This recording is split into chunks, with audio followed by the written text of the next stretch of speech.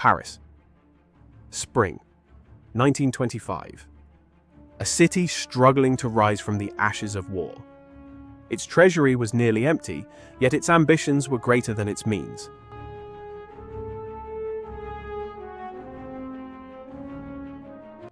And in the middle of it all, a luxurious limousine pulled up in front of one of the finest hotels in the city.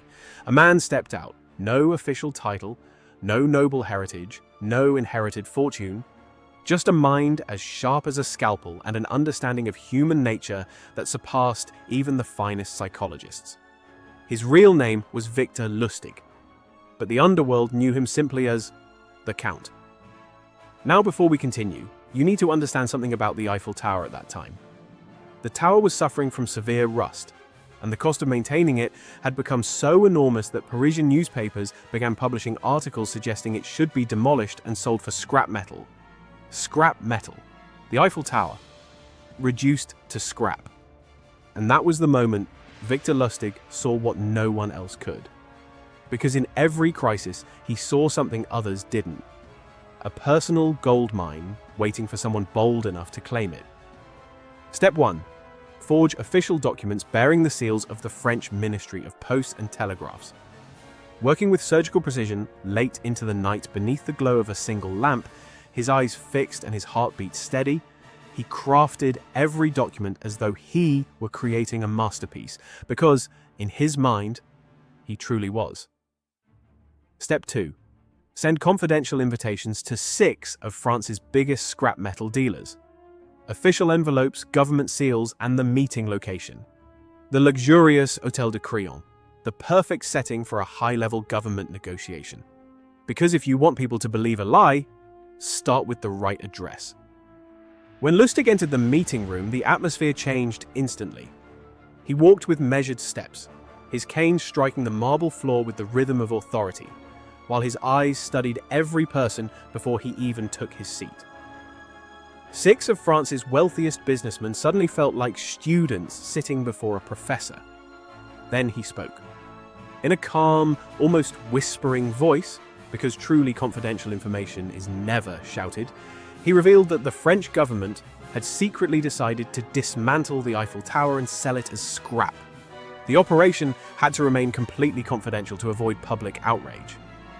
The businessmen listened, their eyes sparkling with greed. Lustig focused on one man in particular, André Poisson, a wealthy dealer desperately trying to earn his place among Paris's financial elite. He looked at Lustig with the admiration of an ambitious student staring at his favorite teacher. But Poisson hesitated. Fortunately for Lustig. Only for a moment. Lustig invited him to a private conversation. Speaking with complete confidence and just enough vulnerability, he quietly asked for a personal bribe. A bribe? From a senior government official? Exactly. And that was the stroke of genius. Poisson thought about it for only a second before every trace of doubt disappeared. Government officials are corrupt. If he's asking for a bribe, then this deal must be real. He opened his briefcase and handed over the check. The moment the check was cashed, Lustig packed his bags in less than 20 minutes and boarded the first train to Austria, leaving behind one of the greatest confidence scams in history. But the most unbelievable part, when Poisson finally realized he had been deceived, he never went to the police. He feared the humiliation. He feared becoming the laughingstock of Europe. So he swallowed the loss and remained silent. 6 months later, Lustig was reading French newspapers from Vienna. No police reports, no investigation, no mention of his name anywhere, so he made an astonishing decision. He would return to Paris and sell the Eiffel Tower a second time. The same plan, the same hotel, the same forged documents. Only this time, 6 new scrap dealers, none of whom had heard about the first scam. But the second victim refused to stay silent. He immediately reported everything to the police.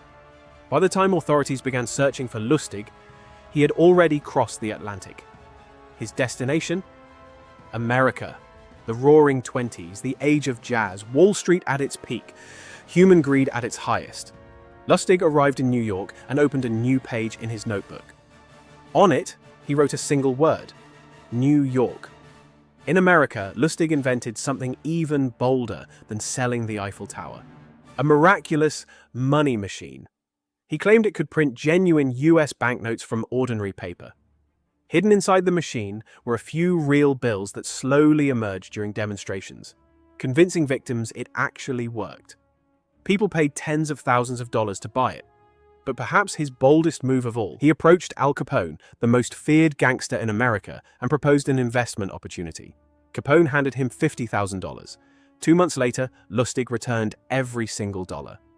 "I'm sorry," he said. The deal fell through. Impressed by such apparent honesty, Capone rewarded him with a $5,000 bonus. Lustig had managed to steal Al Capone's trust simply by giving his money back. Meanwhile, the FBI was quietly connecting the dots. Complaints had arrived from more than 40 states. Different victims, the same pattern. One man. Finally, in 1935, federal agents surrounded Victor Lustig on a Manhattan street. As they closed in from every direction, he calmly extended his hands to be handcuffed, with the very same elegance he had carried into every room throughout his life. His sentence, 20 years in prison. His destination, Alcatraz, the isolated fortress rising from the rocky waters of San Francisco Bay. The prison America built for the men who refused to be contained anywhere else. Victor Lustig died inside Alcatraz in 1947. He never saw Paris again.